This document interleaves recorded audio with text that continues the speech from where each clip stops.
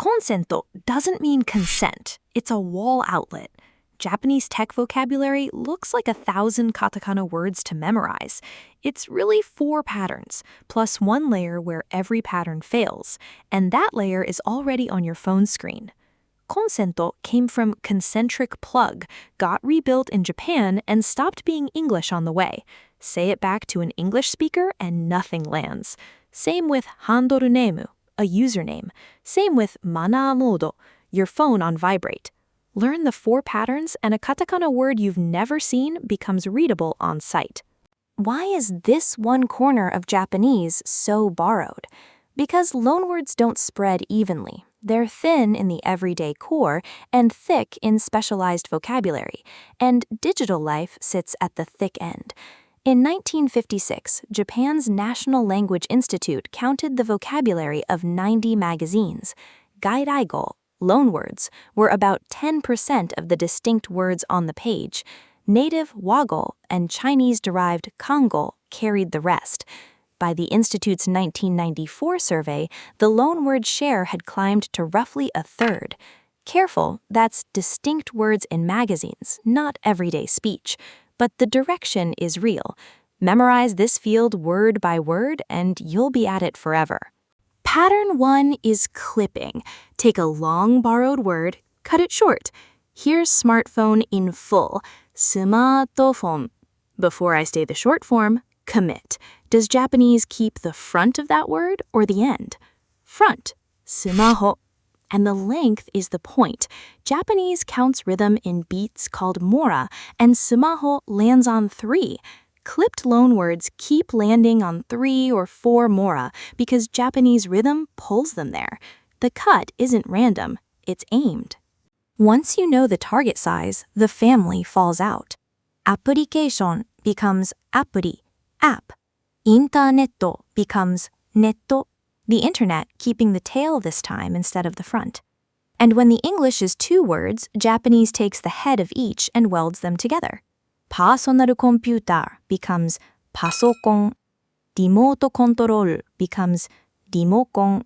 4 beats each, opaque to an English speaker, completely ordinary in Tokyo. Watashi no pasokon osoi. My computer is slow.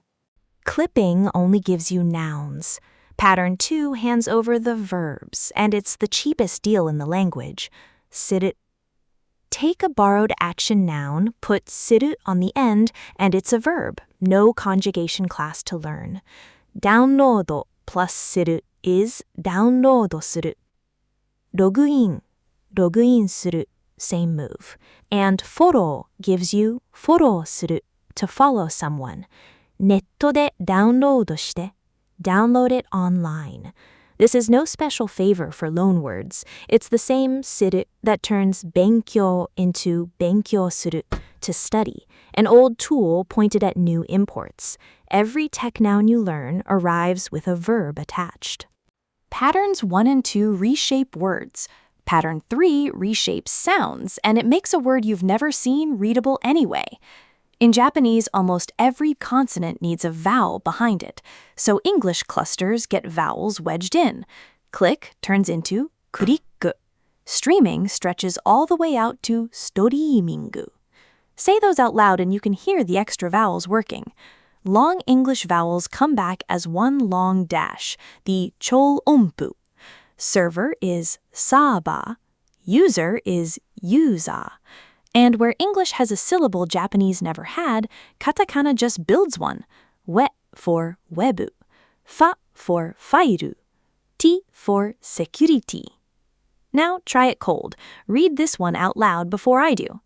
Profiru. Built syllable, long vowel, no cluster standing. Profile. That decoding works right up until pattern 4 breaks it. Wasei-eigo. Japanese-made English. English parts assembled in Japan into words English doesn't have. You've met 3 already. Consento is the outlet. Handorunemu is your username, though handoru on its own means a steering wheel in Japanese, so read the parts literally and you get steering wheel name. And mana modo is vibrate. Say manner mode to an English speaker and you get a blank face. add note pasokon, a laptop. English note bolted onto pasokon, which was itself a Japanese invention. Clipping and the sound remap run backwards. Hear the katakana, recover the English. This pattern refuses. You don't decode these four. You learn them. The same trap hides in three words that look safe. Meiru is not email. Or rather, it's email and every text you get. Meiru shita means did you get a text? Meiru suru ne means I'll text you. Read it as email only and half your conversations tilt. Homepeiji is not a landing page. In Japanese, it usually means a whole website. And SNS, three letters said as Japanese letter names, is what Japanese uses where English says social media. It stands for social networking service, but using those initials that way is Japanese, not English. One more word lives on that social media screen. It's the least borrowed thing in this video, and you press it every day. Iine, the like button, not katakana. No English inside it. It's I, good, plus ne, the sentence final particle that turns a statement into right. So the button literally says, nice, isn't it? Which is why people say it out loud with no phone in sight. Iine, nice. And it behaves like any tech noun. Iine suru, or iine o osu, to press like. You already had the grammar, you just never needed it here. That's the first crack in the story that Japanese tech vocabulary is borrowed. So unlock your phone in Japanese. Top of the screen, no bars. Kingai, literally outside the sphere. Incoming call, chakushin. Battery charging, juden. Open almost any app and the buttons read kensaku, toko, hovan. Not a loan word in sight. Those are kango, built from kanji. Toko meant submitting a piece to a magazine long before it meant posting online. This is the layer I promised you, and none of the four patterns touch it. There's no English hiding inside kengai. You can't unclip it. The katakana, the part that looks hardest, is the decodable half. The kanji on the interface is the half you actually have to learn. And you can't dodge that by reaching for the loan word instead. Quick decision. You're labeling an app menu and you need the save button. Hozon or seibu? Hozon. Both are real Japanese words, but the kanji member is the neutral default. Interfaces, writing, anything not casual, while the loanword twin reads casual or gaming flavored. Same split down the list. Kensaku goes in the search box. Sachi sounds like advertising. Gamen is your phone screen. Screen is the one at a cinema. Pick wrong and nothing breaks, you just sound slightly off register, like writing kindly find attached to a close friend. So here's the whole field on one card.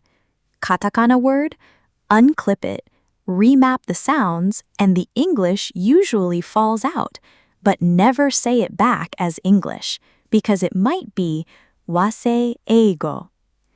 Action noun, add suru, and you have your verb. Kanji word, no English inside. Learn it whole. That's where your study time belongs. Run it live. Tachipaneru.